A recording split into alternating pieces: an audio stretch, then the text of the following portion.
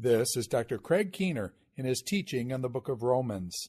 This is session number 16 on Romans chapter 15, verse 29 through chapter 16, verse 7.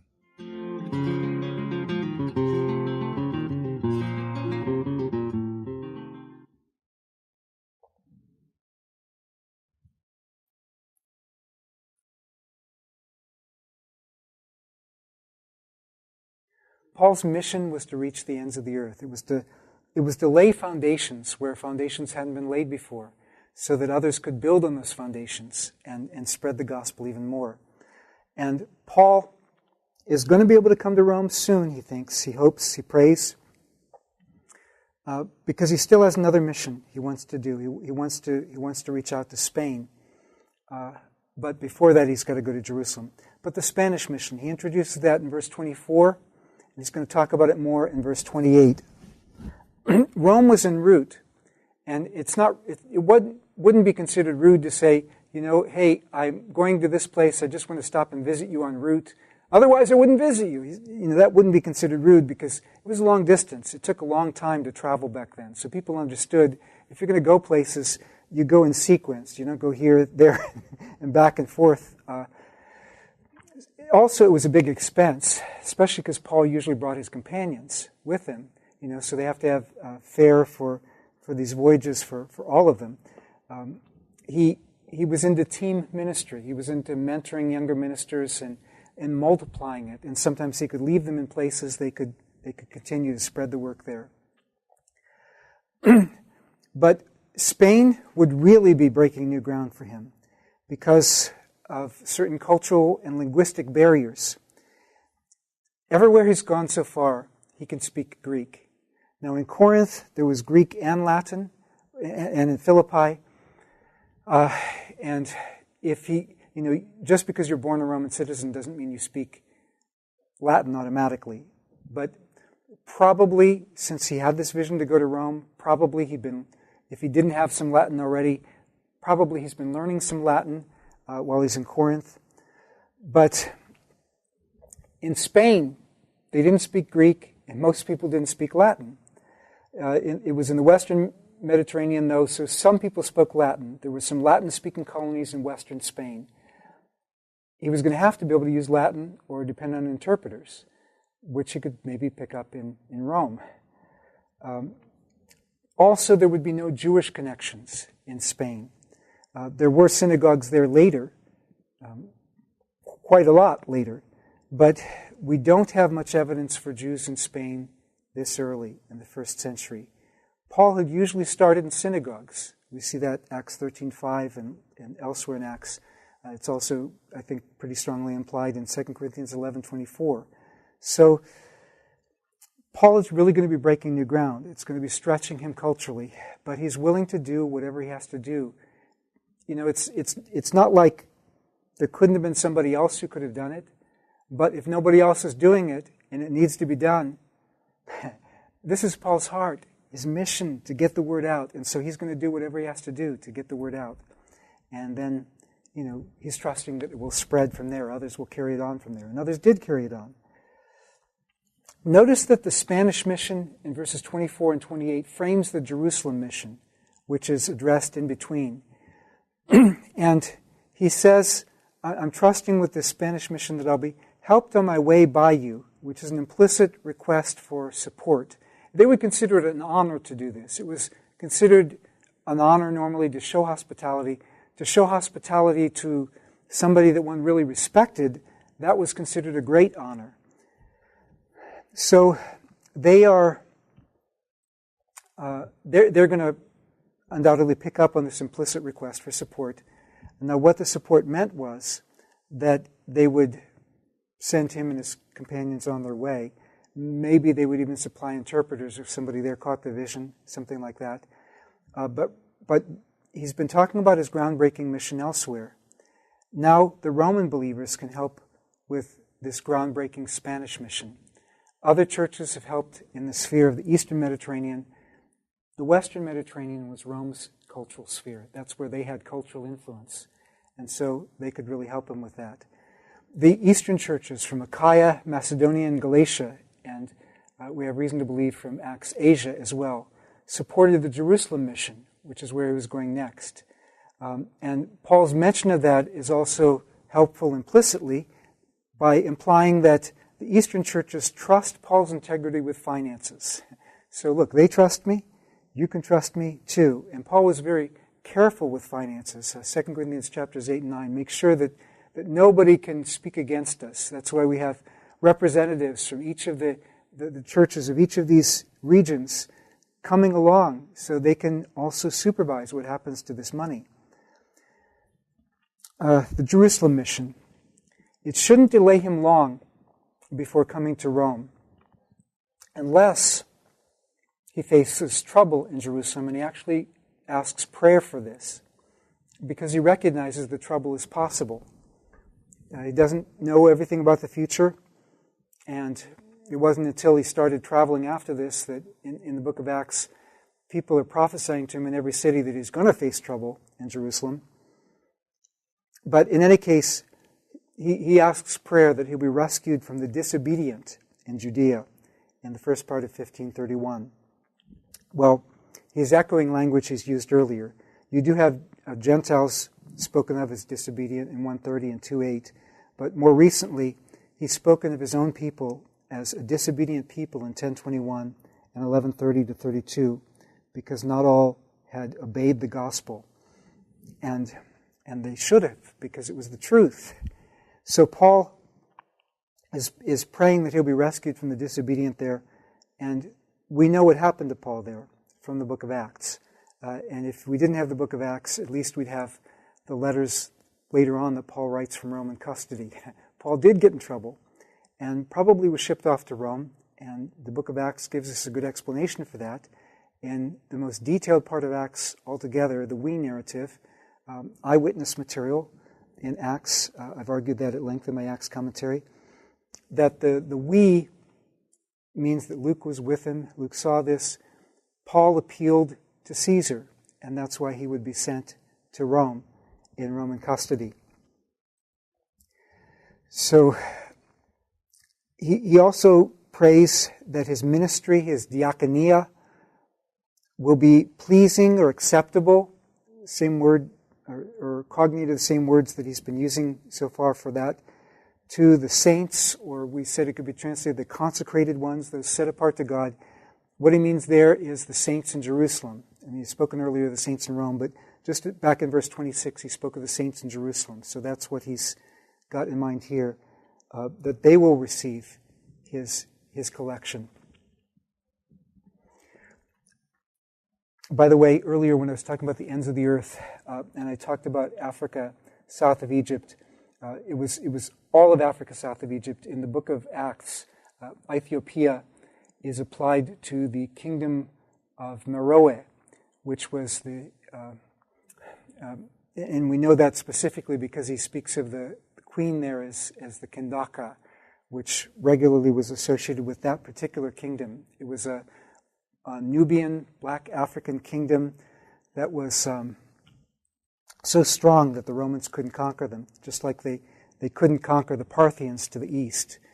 And they conquered Gaul, but they couldn't conquer the Germans yet. They kept having wars with them. Eventually they conquered the Britons. Actually, they did that in Claudius's time, so that had already been done. Part of Britain. So they knew about peoples, though, beyond their borders. So going to the ends of the earth. But here, Paul is going back to where the mission started, back to Jerusalem. The collection and care for the needy. Paul had been involved in this before. Acts 11:30, after Agabus and some other prophets gave a prophecy to the church in Antioch about coming famine. Acts 11:30, Barnabas and Saul are sent to deliver famine relief from Antioch, even though, it's the prophecy is it's going to affect the whole world. Antioch's going to face it too. But they help the church in Jerusalem. 1225, they're coming back from that. You have something similar then in Paul's ministry, the way Luke narrates it, to what you have in Acts chapter 6, where you have these ministers set aside for some of what the apostles have been doing already, for taking care of the needy, and pretty soon they start preaching too. So social ministry, ministry to the poor, is very important. And it's not incompatible with the ministry of evangelism and preaching the good news and teaching about Jesus. And often it's where you even start. But Paul had been asked by the pillars in Jerusalem. Pillar was actually often used as a name for prominent or important people back then, just like it's often used that way in English today, the pillars of the community. But Galatians 2:10, they had asked Paul not to forget the needy. And he said, oh no, I would never do that. I would never forget. So Paul is continuing to do this. This isn't just a one-time thing, but it's something that has happened before. And now, though, there's a very significant collection from a wide range of churches from the diaspora, not just from Antioch. And in 1526, he specifies the churches of Achaia and Macedonia have been pleased to do this. Well, we know from 1st and 2nd Corinthians, especially 2nd Corinthians, that the church in Achaia wasn't necessarily completely pleased to do this. 2 Corinthians chapter 11, it seems that some people were complaining. Some outsiders had come in by the time Paul writes 2 Corinthians and had complained, well, Paul, he doesn't take any money from you because he's not worth any for himself. But then in 2 Corinthians 12, we find out that some of them had been complaining that about him raising funds for the Jerusalem church. Well, he's not trustworthy. So he won't take money for himself. He's taking money for this. But they want him to take money for himself because then they can be like his patron. They can kind of control what he does. 1 Corinthians 16, 1-4, he was urging the church of Achaia, the churches of Achaia, to set aside money to get ready. In 2 Corinthians chapters 8 and 9, Paul speaks very gently, but says, the churches in Macedonia were really provoked to zeal by the testimony that you churches in Achaia were going to contribute to this collection. And, civic rivalry was a big thing back then, and regional rivalry as well. So now Paul says, but I'm sending Titus just to make sure you really are getting ready, because Paul seems to be a little worried. He says, I'm not worried. I trust you, but I'm sending Titus just to be sure. Seems like Paul has a bit of concern that the churches of Achaia, who are not on the idealist terms with him at the moment because of these rivals who've come in, are not going to have the offering ready. Well, it looks a bit tenuous in 2 Corinthians, but Acts chapter 21-3, Paul comes in, he spends the winter with them, things seem to be fine. Titus went ahead, things got cleared up. And so we see by the time Paul is writing from Corinth in Romans 15:26, the church of Achaia is really in on this. The churches of Macedonia are definitely in on this. Some of the representatives have actually come with Paul to Corinth, as we'll see in Romans chapter 16.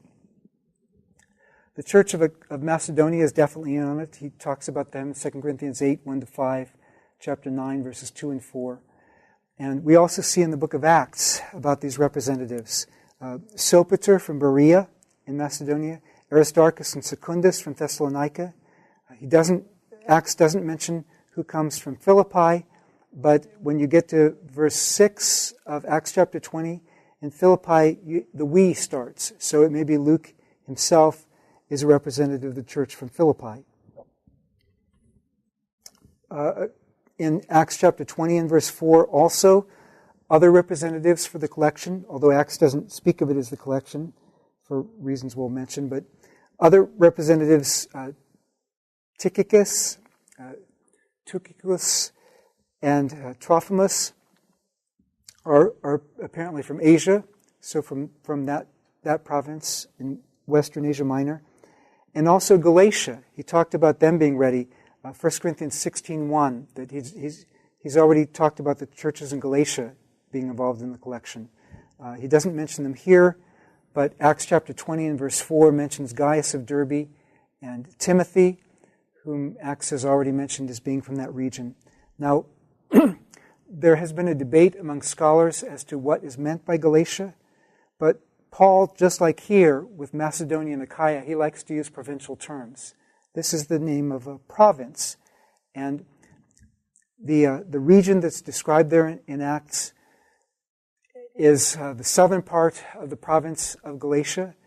The people are Phrygians, even Lycaonians, but scholars who are specialists in the history of this region, classical scholars, Barbara Levick and Stephen Mitchell, all agree that Paul is writing to South Galatia. That's the majority view of scholars as to whom the letter of Galatians addresses, and I think it's the correct view that Paul is addressing South Galatia.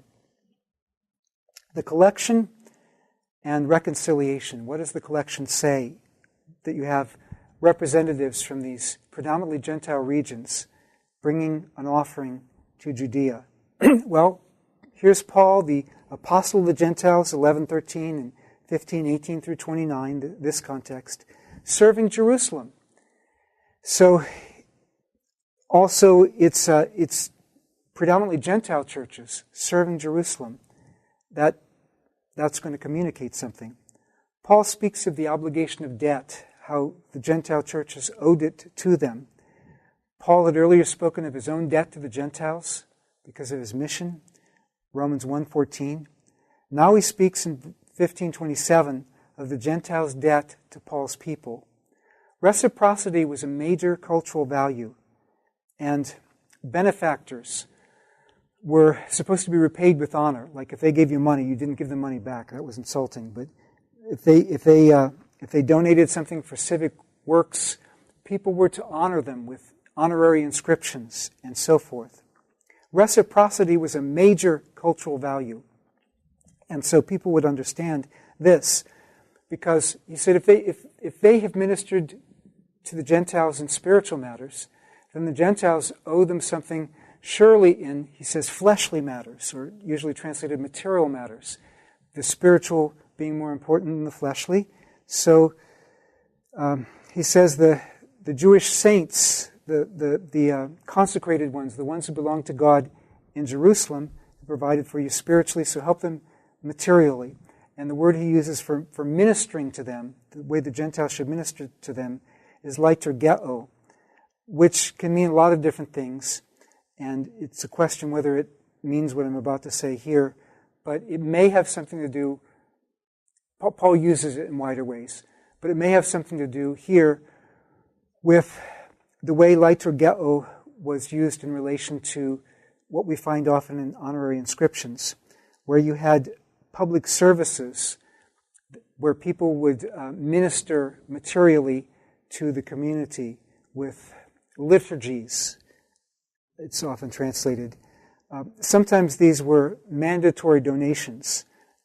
They would say, you are a person of wealth, our community needs this. Why don't you give this? And the person sometimes would say, well, I gave last year. Yes, but you're our only rich person. You have to do it again this year. So sometimes they were mandatory, but often they were for the sake of helping the community, and sometimes they expected to get honor in return. But Paul's point is, they served you spiritually, now minister back to them. Don't forget those who evangelized your people, if someday they are in need. And that's actually happened. You know, some parts of the world that were evangelized others, and now they're in need of being re-evangelized, and so on. Jesus loves everybody. Jesus died for everybody. And so we want to do our best to get the gospel out. Some backgrounds to this. How would people have viewed this? Well, one suggestion is that there were people throughout the ancient Mediterranean world, adult Jewish males would contribute a didrachma, a 2 drachma tax, half shekel tax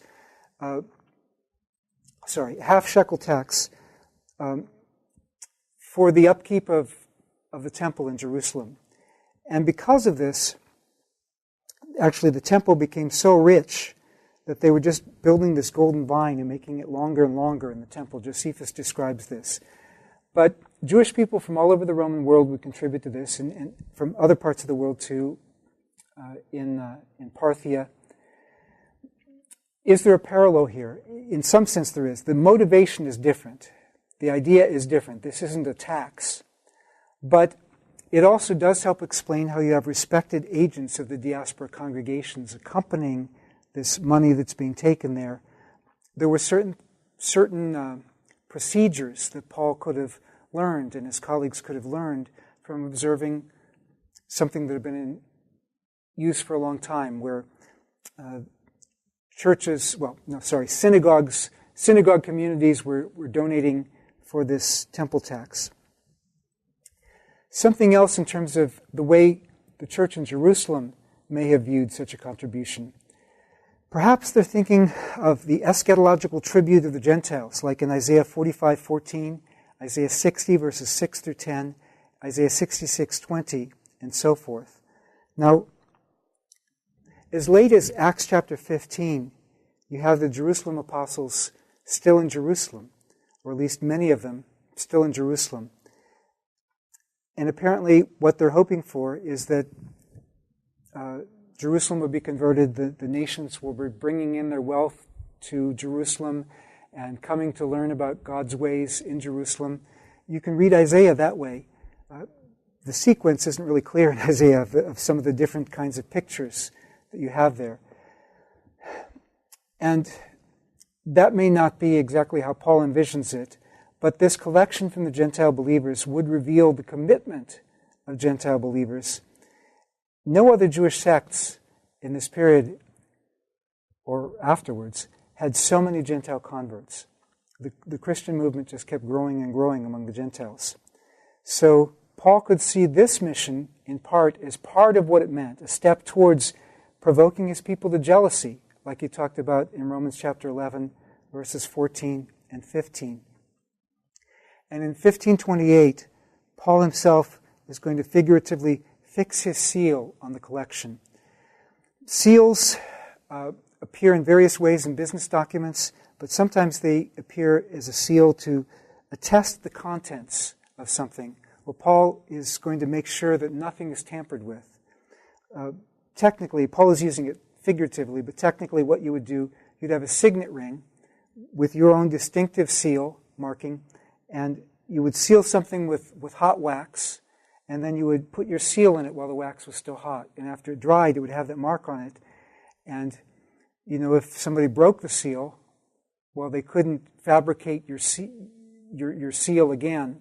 So once something is sealed shut, when it's opened, you can't pretend that, you've got the original seal still on it. You have to reseal it with something. Somebody else's signet ring or your signet ring or something to say, okay, I'm attesting the contents are still there. So Paul was going with them, and you had the representatives from these different church communities who would attest that it hadn't been tampered with. And it would send a message to the Jerusalem church and to Jerusalem as a whole that here the Gentiles are coming in. God is fulfilling his promises. Well, is the Jerusalem church going to understand this? And is the rest of Jerusalem going to appreciate these Gentiles coming into Jerusalem? You can read Acts chapters 21 and 22 to get part of the answer. But Paul offers a prayer request. Paul often requests prayer in his letters. Paul attributes his deliverance from harm partly to their prayers. In 2 Corinthians 1:11, the Corinthians have been praying for him, and he's faced a lot of hardship and opposition in Ephesus. Paul elsewhere speaks of his future release as due to their prayers. In Philippians 1:19 and Philemon 22, he says, I trust that through your prayers I can be given to you, I can be delivered and see you again. 1 Thessalonians 5:25, in an earlier period, he simply just says to the believers of Thessalonica, pray for us. In 2 Thessalonians 3:1 and 2, pray for the word to spread and that we will be rescued from those hostile to the faith. Well, Was the prayer answered? Paul did get to Rome, not quite the way he probably expected, but God did answer prayer. But did the Jerusalem church accept the collection? Some scholars doubt this. Some very good scholars doubt this. Some friends of mine who are scholars doubt this. But I've argued that, no, they did accept the collection. In Acts, the collection is mentioned explicitly only in Acts chapter 24, verse 17. Luke obviously doesn't have much focus on that being the purpose of Paul's journey to Jerusalem. But it was no longer an issue at the time that Luke wrote. It maybe didn't accomplish reconciliation. And if, as Ben Witherington and myself and F.F. Bruce in his third edition of his Acts commentary and some others have argued, if he's writing after Jerusalem is destroyed, the reconciliation between Gentile churches and the Jerusalem church was actually a complete non-issue at the time that Luke is writing. Well, was it a trap? Some people have actually argued that James and the elders set Paul up in a trap.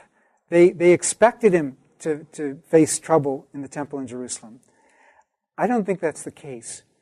In fact, ancient orators, one of the standard arguments was when you're getting blamed for something turning out badly is to say, I could not have foreseen how this would turn out. Well, in Paul's case, he was the one who knew how it would turn out because he'd been getting prophecies all this time before he went. The argument that James and the others were not supportive of Paul and they didn't show up to help him at his trial or anything like that, that's an argument from silence. And I think it's not a particularly good argument from silence considering how many other things Luke skips. I mean, he says Paul is trying to get to Jerusalem by the day of Pentecost, Acts chapter 20, verse 16.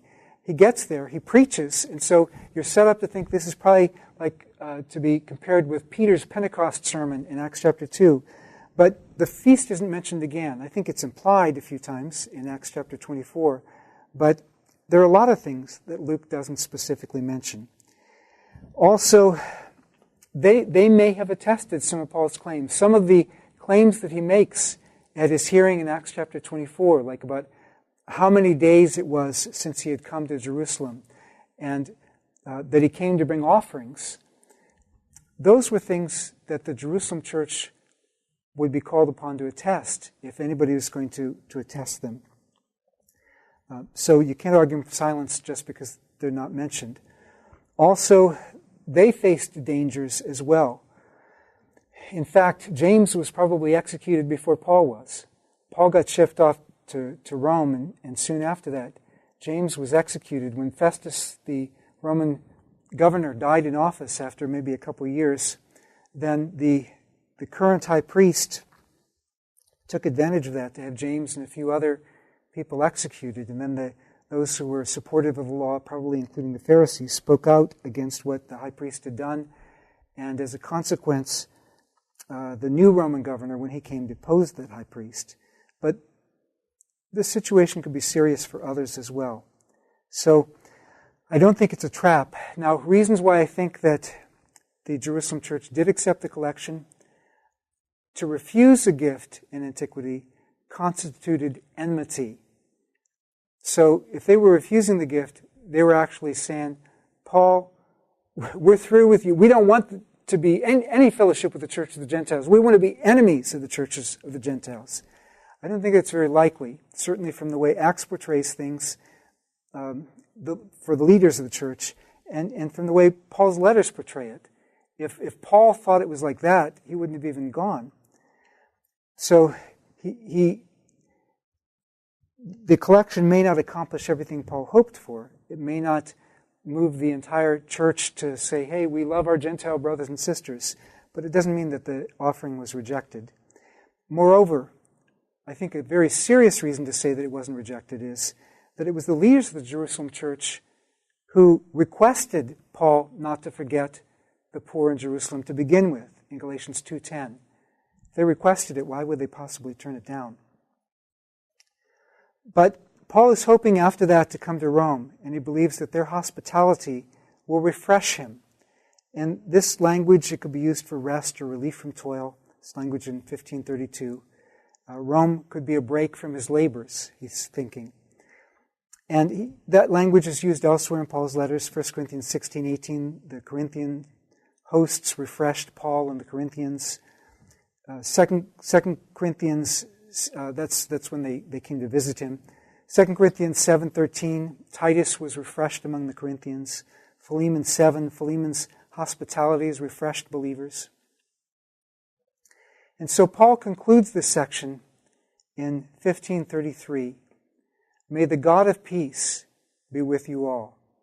Well, the God of peace is very important when you think about the strife among the believers in Rome.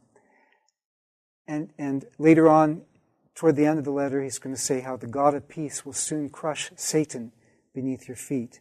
Philippians 4:9, in a context where Euodia and Syntyche, two women who've labored with Paul in the gospel in Philippians 4, are in some conflict, and he's asking another colleague, Clement, to try to mediate between them and reconcile them.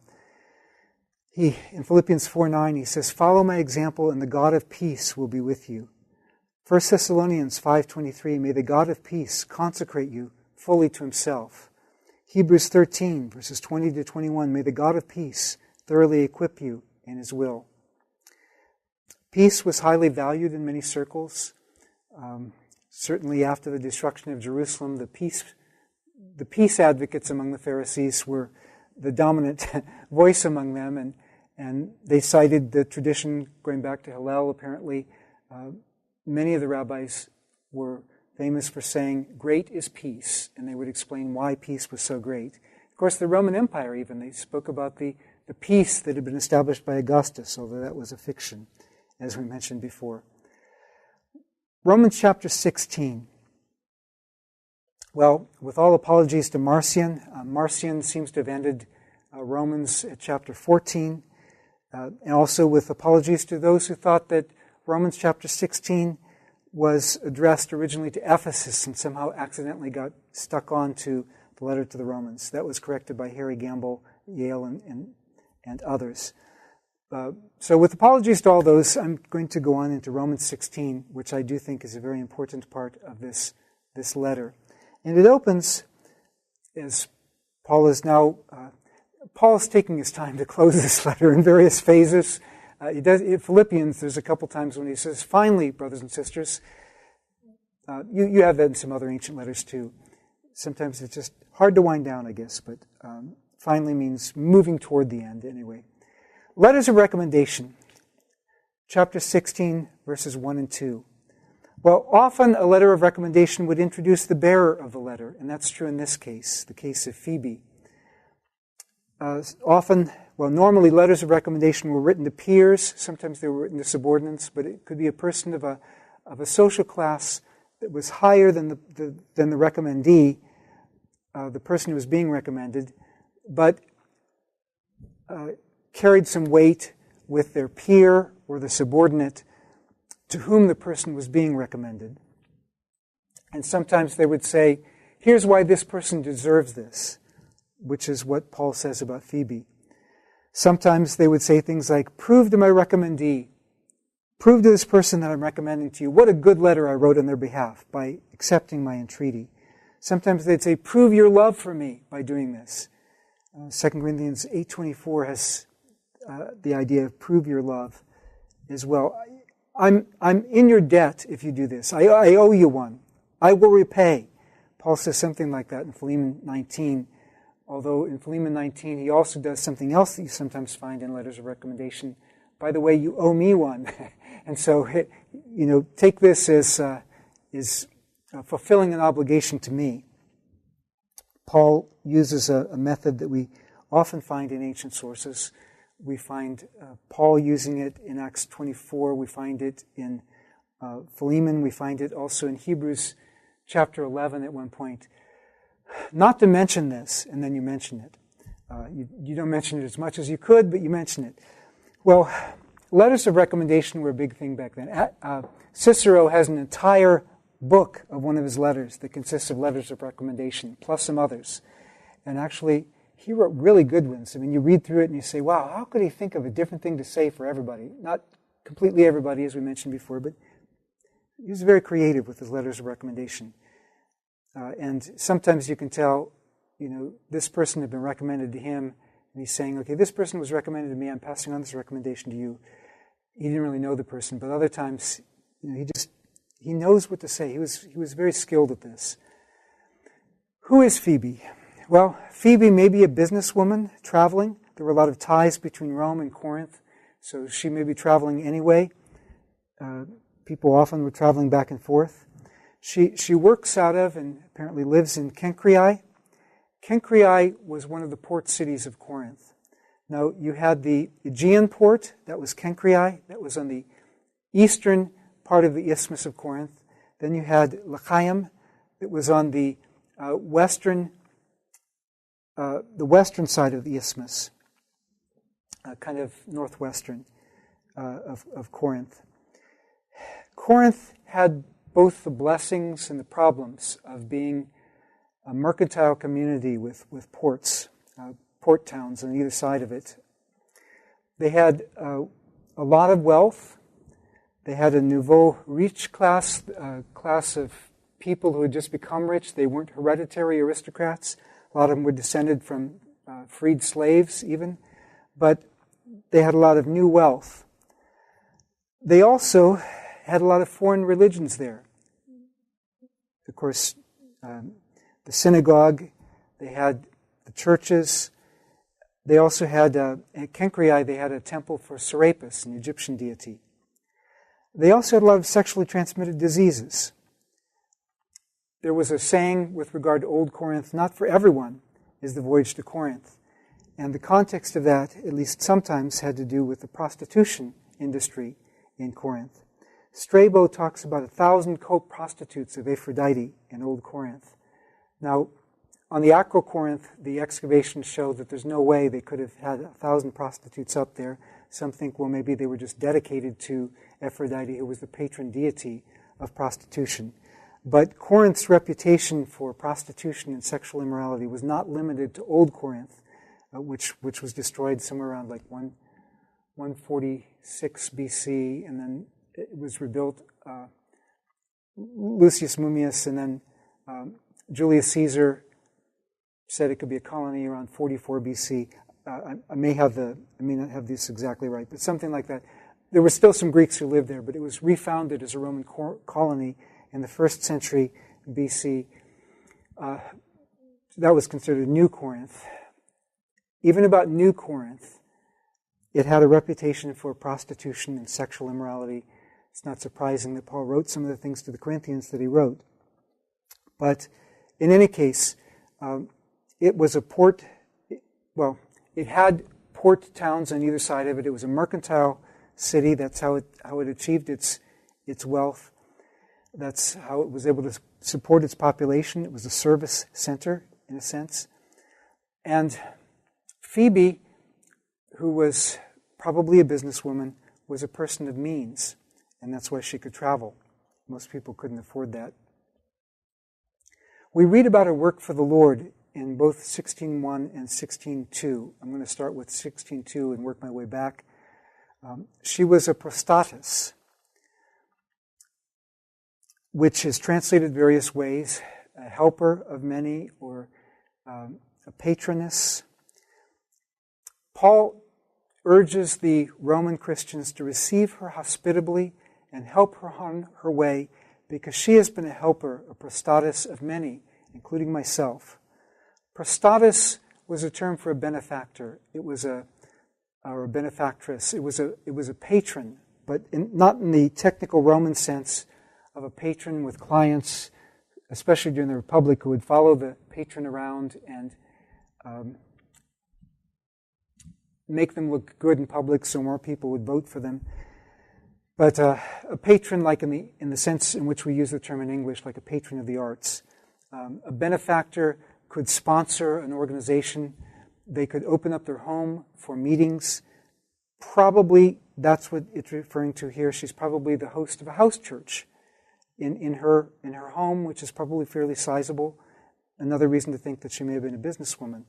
Some relate this to the something that derives from the same verb in Romans 12:8, when it's listing different gifts.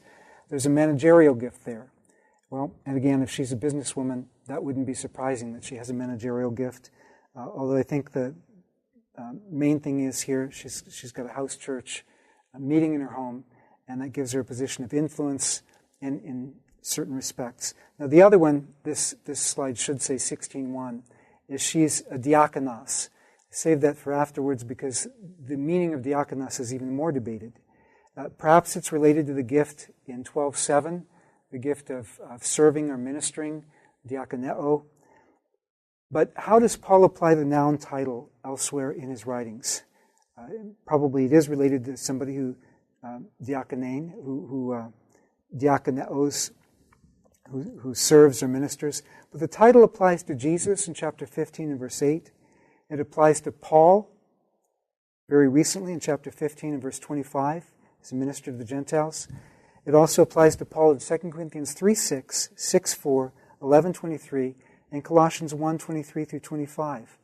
It applies to Paul's companions in Colossians 1:7, and sometimes it refers to an office distinct from overseers in Philippians 1:1 and 1 Timothy 3:1-13.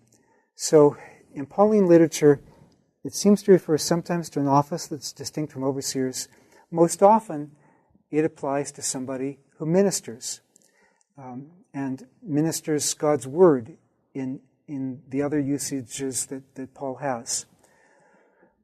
I'm going to deal with that a little bit more as we read about some more interesting women in this chapter. But whatever else it meant, certainly if Paul has recommended her in this way, she could be called upon to explain the letter. Now, normally with letter bearers in antiquity, if somebody didn't understand the point of a letter, they would ask the bearer what it meant. And we have other examples of that in antiquity. So probably the first person to explain Romans, or parts of Romans at least, after Paul would have been Phoebe. Women patrons. Women patrons they made up about, it's estimated at the moment, it's estimated about 10% of all patrons. They were a minority. Women being educated, that was also a minority. Even in upper class homes, women were rarely educated beyond 14 years of age, so they didn't normally get a tertiary education. Sometimes there were exceptions among some philosophic schools, but among rhetoricians, barely any exceptions. I think Sosipatra, was she a philosopher or an orator? You've got Sosipatra, Aspasia. You've just got a few who achieved fame as teachers, actually, over a wide span of centuries. Women normally didn't get that level of education, and of course, in a Jewish context, they wouldn't be raised being taught to recite the Torah the way that the boys would be. There were some very educated women, but they were exceptions. And women could attend synagogue, but they weren't really taught to study the Torah in depth. They could sit in on lectures. We know of a case of that. We also know of a case of a woman in the late 2nd century in Judea by the name of Beruria, the wife of Rabbi Meir, the daughter of a rabbi, who was very informed on domestic halakha. She knew certain things about the Torah very well. In later sources, she knew other kinds of halakha as well. But she was exceptional, and most of the other rabbis wouldn't listen to her. Boys were taught to recite the Torah, and girls were not. So we don't have women, usually in general, having the same kind of education that men had. In fact, I think I may have mentioned earlier that Philo spoke very negatively of women as a Jewish philosopher. Josephus, also writing in the 1st century, a bit later in the 1st century, says that the testimony of a woman should not be accepted because of the levity and the temerity of their gender.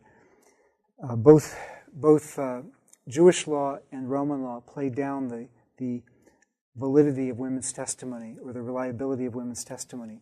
So what Paul is doing here is significant. He's not the only person in antiquity who shows respect towards women, not the only man who does that, but he is among those who did do that. He did respect women. And here is a woman who seems to be an exceptional woman. She's a businesswoman. We don't know how educated she was, but she's a businesswoman, and she is apparently a woman of means, and Paul entrusts the letter to her to carry it for him. Paul knows many of the leaders here in chapter 16, many of the leaders in Rome. He doesn't apparently know all of them, but he does know a number of them, and what he says about them shows that he knows a number of them in Rome. Travelers were frequent between Rome and Corinth, and between Rome and the rest of the eastern Mediterranean world. And also, many of those who had been expelled by Claudius's edict, like Aquila and Priscilla, had presumably settled in Corinth, which was the nearest place outside of Italy that they could go. That was a Roman colony and like Rome in many respects, in terms of going to the east where they could also speak Greek. So after Claudius's edict was automatically repealed by his death in the year 54, many of these people may have returned. And many of these people may have been learned in the law. Some of them had worked with Paul. So Paul knows a number of leaders in the churches of Rome, even though he doesn't presumably know all of them. I shouldn't say presumably. He doesn't know all of them. From some things he says, he knows their names, but not too much about them. So some of these leaders that he mentions were Jewish, but you can't tell by their names how many of them were Jewish and how many of them weren't. Some of them we know from their names. Some of them we can't tell because many Jews used Greek names, including names like Hermes. That one appears here, named after the god Hermes. Paul has a colleague, remember, named Apollos, named after the god Apollo. He has other colleagues. These could have been Gentiles, but Tychicus, named after Tuke, fate, or actually chance, and Epaphroditus, kind of the rolling the dice, named after something related to Aphrodite. So we do have more Greek than Latin names, and that's not surprising because the gospel spread first among Eastern provincials. So even though in Corinth you have more Roman names, he was reaching some of the Roman citizens there. In Rome, a greater part of the church early on, they had Greek names. And you continue to find that with many of the leaders of the church up until the 2nd century in Rome, in terms of the lists of leaders. Prisca and Aquila, Romans chapter 16, verses 3 through 5. Paul had met them in Corinth after the expulsion of Claudius. They were his co-workers both in Corinth and afterwards in Ephesus. And them being with him in Ephesus is also reported in 1 Corinthians. Here, Paul calls them his fellow workers, which was a common title for his colleagues. He uses that in verse 9, verse 16, verse 21, 2 Corinthians 8:23, Philippians 2:25 and 4:3, Colossians 4:11, 1 Thessalonians 3:2, Philemon 1, and Philemon 24. So that is a very common label that Paul uses for his colleagues in ministry. Normally the husband would be named first, but 4 of the 6 times in the New Testament we have Prisca named before her husband. Why is that? Well, in inscriptions, normally the wife was named before the husband only if she was of higher status. So somehow Prisca is of higher status, whether it's higher social status or higher status in the church. It might be higher status in the church because Paul usually doesn't respect social status too much, like we see in 1 Corinthians. But again, these are things we can speculate on to degrees of probability. Some places she's called Prisca, some places she's called Priscilla. Luke prefers the form Priscilla. Paul prefers the contracted form Prisca. Both were the same name. You have the same thing with Silas and Silvanus in terms of the contraction of names. They risked their necks for him, 16:4. Uses the image of beheading, which in this period the Romans normally did for Roman citizens using a sword. They didn't use an axe anymore as they had sometimes done in the past. But it had become an idiom, and you find this idiom going way, way back, many centuries earlier. It had already become an idiom for risking lives. And sometimes the image of laying your head on the chopping block and so on. It was simply an idiom for risking life. Widely used in ancient literature. I found it many times. Presumably, they did this for Paul when they were with him in Corinth or in Ephesus. We know that he faced lots of trouble in Ephesus, 2 Corinthians chapter 1. We also know from Acts that by now, what happened in Acts chapter 19, verses 23 through 41, had already happened. Because Paul had left there, he'd come through Macedonia, he'd come to Corinth. So this big riot in Ephesus had taken place, and maybe that's where they risked their necks for him. We don't know for sure. But then again, by then, maybe they'd already left as well due to pressure in Asia Minor. We don't know. Thus, he says, all the churches of the Gentiles should thank them. Because why? They've rescued the apostle of the Gentiles. So he's the leader of a movement, and by risking their necks for him, they have also served the movement. He speaks of the church in their house, chapter 16 and verse 5. This can refer to any kind of dwelling. Maybe it does mean a house. In Ephesus, it might have meant a house where they lived, although they probably had multi-story buildings in Ephesus too. But if this is a house here in Rome, they're the only ones who actually had a house in Romans 16. In none of the other local congregations is a house mentioned. Rome, the vast majority of people in Rome lived in tenement apartments, multi-story apartments. And these multi-story apartments were known for collapsing a lot, catching fire a lot. And actually, the fire in the year 64 burned down a lot of these buildings that would have been standing at this point. The ground floor of these buildings, normally the wealthier people lived in the ground floor. That's where they had running water. And also, the ground floor often had the shops. Sometimes with the shops, people would sleep in the shop. They'd have maybe a curtain, and in the back of the shop is where they'd sleep at night. Or they might have a mezzanine where they could, be a little bit elevated above the shop, and they'd sleep there. But the upper floors, sometimes all the space that you had in the upper floor apartments was just enough room to sleep. And it was flimsiest near the top, and it would also be harder for you to get out in time if the building started to collapse. But with the upper story apartments, you couldn't meet within the apartment itself like you could on the bottom floor. But you could meet sometimes in the long hallway that connected the apartments. And that would be a great way to introduce your neighbors to the gospel too, by having a house congregation in a place like that. So we don't know exactly all the places that they met. They probably met more often in the wealthier homes, insofar as there were enough to go around, because you could get a whole lot more people in those places. Now, we need to keep in mind that the two most common terms that Paul uses for his fellow ministers are diakonos. We already saw that. That's relevant to verse 1. Sometimes it means deacon, is in 1 Timothy 3, probably Philippians 1:1. Whatever a deacon was in the first century, we have a lot more detail on what it was in the second century. We know the qualifications in the first century, but different church traditions have taken that in different ways in terms of what it must have been in the first century.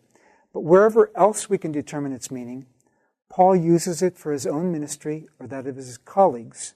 Now, normally his colleagues were men because these were traveling companions, but he does apply it to Phoebe in Romans 16:1 because she bears the letter and Paul commends her. The Roman Christians could ask her to explain it. But here, with the case of Prisca and Aquila, we have the term sonergos, fellow worker.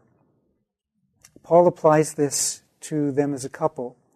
He commends their ministry. They were house church leaders. Acts 18 says they team taught Apollos, although there was a difference in that culture between teaching somebody privately and teaching in public. We're going to see a lot of women mentioned in this chapter. And what's surprising is that when he commends them for laboring together with him in the gospel, or commends them for laboring, and elsewhere he's using that term, including in this context, for laboring in the gospel, he's commending women for their ministry more often than he's commending men. So That's kind of surprising. He lists twice as many men as women. And if we wanted to make that a rule, like this is a model for us. You go down the street, you greet twice as many men as women. Make sure you do that. No, that's probably not the point, that we make a model out of it. But he's probably greeting mainly leaders of house churches. He doesn't know the name of everybody in Rome, but he knows certain people's names. And the majority of those were male. But he also commends the women more often than he commends men. So in terms of per capita, it would be like commending women like 4 times as often as men, proportionately speaking. Why? Maybe they needed more encouragement in that culture than the men did. But let's look a little bit more at some examples with both men and women. We'll talk about that more after we get to verse 7. Epaenetus and Mary, 16 verses 5 and 6. Epaenetus is a Greek name, like a lot of the names in the list. He's said to be the first fruits of Asia, so he may be a convert from Paul's Ephesian ministry, Acts 18 verses 19 through 19 verse 41. Paul elsewhere speaks of the first fruits of a region. For example, he speaks of the first fruits of Achaia in 1 Corinthians 16 when he's speaking of one of the believers there. Some people have said, well, that means he didn't make any converts in Athens, but Athens was not technically part of the province of Achaia in this period. It was a free city. So technically, he wouldn't have to speak of a convert from Athens in that way. But Epaenetus, 16:5, and also Maria in 16:6. Romans had a name like this, a Latin name like this, but also the name was very often used, including in every other occasion in the New Testament, as another way to say Miriam. Miriam was the most widely used name, women's name, by far in Judea and Galilee. That had been true especially since Mariamne, who was a Maccabean princess. That's why you run into so many Marys in the Gospel, Miriams in the Gospels.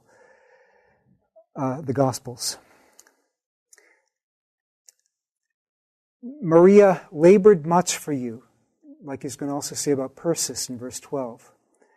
And Paul describes his own spiritual labors in this way, 1 Corinthians 15:10, Galatians 4:11, Philippians 2:16, Colossians 1:29, and also that of others, 1 Corinthians 16:16, and 1 Thessalonians 5:12. Well, Andronicus and Junia are going to be very interesting. They're going to raise some new issues for us. Andronicus and Junia, verse 7, they were in Christ before Paul, he says, so presumably they were already believers before Paul's conversion in Acts chapter 9, which means, given the spreading of the gospel, probably they were part of the Jerusalem church, especially given their names. They don't have Aramaic-sounding names. They're probably not from Galilee. They're probably not from other regions of Judea. So, Andronicus is a Greek name. Junia is a Roman name. They may have been part of the synagogue that Paul was a part of, most likely, in Acts chapter 6 and verse 9, the synagogue of the diaspora libertini, the freed persons who had settled there from other parts of the Roman Empire. Paul calls them relatives, which could also make sense if they're part of that synagogue, except that he probably doesn't mean relatives in a narrow sense here. He uses it for kin more generally in Romans chapter 9 and verse 3 for just fellow Jews. He also uses it here in this chapter in verses 11 and 21. So probably just he means they're fellow Jews. But he also mentions them as fellow prisoners. He could use that figuratively, but sometimes he employs it literally, like in Colossians 4:10 and Philemon verse 23. Well, where would they have been as fellow prisoners? You take your pick. Paul says he was imprisoned often, so you don't know. But maybe they were his fellow prisoners in Ephesus, where he faced a lot of conflicts, 1 Corinthians 15:32. Maybe they were in prison before him. Maybe he was the one who put them in prison back in Jerusalem. We don't know. Probably this is a husband and wife. Possibly it could have been an unmarried brother and sister, but most women were were married fairly young back then because of the shortage of women, not as much in Rome as in Corinth, and not as much among Jewish people as among Gentiles, but Jewish people very heavily emphasized marriage, so probably it's a husband and wife. If it's not a husband and wife, it has to be a brother and sister, otherwise the man and the woman traveling together would have been scandalous. But it goes on to speak of Andronicus and Junia as being outstanding among the apostles. And this opens a whole can of worms, and therefore I'm going to make you wait until the next session for us to discuss it.